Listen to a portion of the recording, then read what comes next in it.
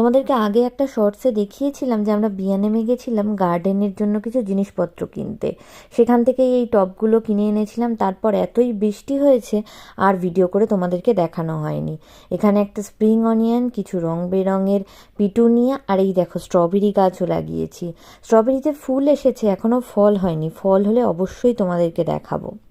আর গার্ডেনের এই সাইডে যে ফ্লাওয়ার বেডটা ছিল এতে লাগিয়েছি টমেটো, আর টমেটোর পাশে গাঁদা গাছও লাগিয়ে দিয়েছি। টমেটো গাছের পাশে এরকম গাঁদা গাছ লাগালে টমেটো গাছে কীটপতঙ্গ কম হবে। আর এই একটা পাতাবাহার গাছও লাগিয়েছি। আর একটা যে ফ্লাওয়ার বেড আছে তাতে লাগিয়েছি রং বেরঙের শীতের ফুল।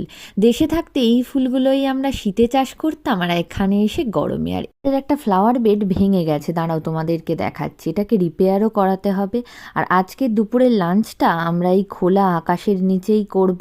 একটু বিরিয়ানি বানিয়েছি দুজনে মিলে, এখন সেটাই এনজয় করব। চলো দেখা হচ্ছে।